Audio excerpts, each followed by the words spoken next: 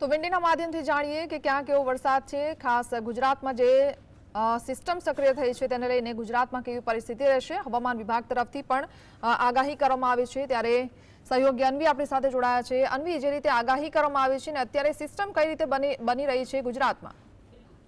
હિના, આપણે જોઈએ છે કે રાજ્યમાં છેલ્લા ઘણા દિવસથી વરસાદ વરસી રહ્યો છે। ક્યાંક સામેલા ધાર તો ક્યાંક ધીમી ધારે વરસાદ થઈ રહ્યો છે। ખાસ કરી સૌરાષ્ટ્રના ઘણા બધા વિસ્તારો છે કે જ્યાં વરસાદના કારણે લોકોની મુશ્કેલી વધી છે।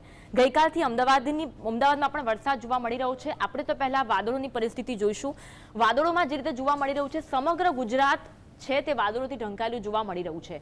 આપણે પહેલા ગુજરાતની જ વાત કરીએ। ગુજરાતમાં જામનગર હોય, વેરાવળ હોય, સુરત હોય, અમદાવાદ હોય, તમામે તમામ જગ્યાએ વાદળો ઘેરાયેલા છે ને તેના કારણે જ ક્યાંક જો વરસાદ ન હોય, આપણે અમદાવાદમાં પરિસ્થિતિ જોઈ હતી, છેલ્લા ઘણા દિવસથી વરસાદ નહોતો પરંતુ વાદળની પરિસ્થિતિ તો જોવા મળતી હતી।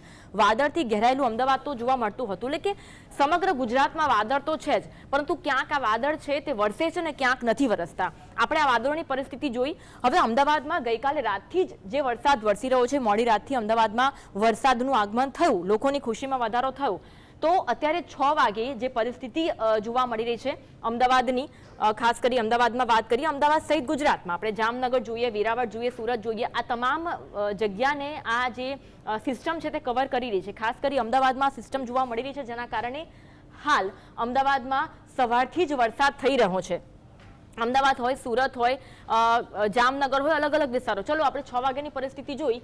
હવે આપણે જોઈએ કે રાત્રે 9 વાગે કેવી પરિસ્થિતિ જોવા મળશે। કદાચ એવું બને કે અમદાવાદમાં વરસાદનું પ્રમાણ ઓછું થાય, પરંતુ વાદળની સ્થિતિ તો રહેશે, એટલે કે વાદળથી ઘેરાયેલું અમદાવાદ તો રહેશે, પરંતુ રાત્રે 9 વાગે આ જે સિસ્ટમ છે થોડી ખસી રહી છે, જામનગર તરફ જઈ રહી છે, કચ્છ તરફ જઈ રહી છે, એટલે એ બાજુ વરસાદ વધે રાતે તેવી પરિસ્થિતિનું નિર્માણ થાય તો નવાઈ નહીં, કારણ કે આ વિન્ડીના માધ્યમથી આપણે જોઈ રહ્યા છે, સેટેલાઇટ તસવીર આપણે જોઈ રહ્યા છે। તો આ સાથે આપણે કાલની પરિસ્થિતિ જોઈએ કે કાલે અમદાવાદમાં અને ગુજરાતમાં વરસાદને લઈને કેવી પરિસ્થિતિ જોવા મળશે। તો આવતીકાલે આપણે જોઈએ લગભગ સવારે 8 વાગ્યાની આ પરિસ્થિતિ છે।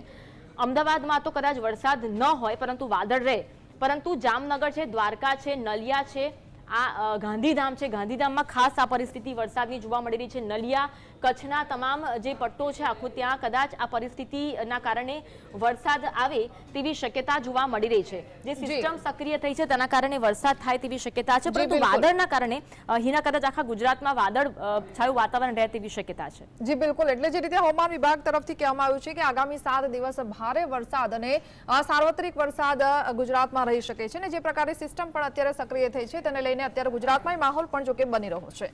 બિલકુલ।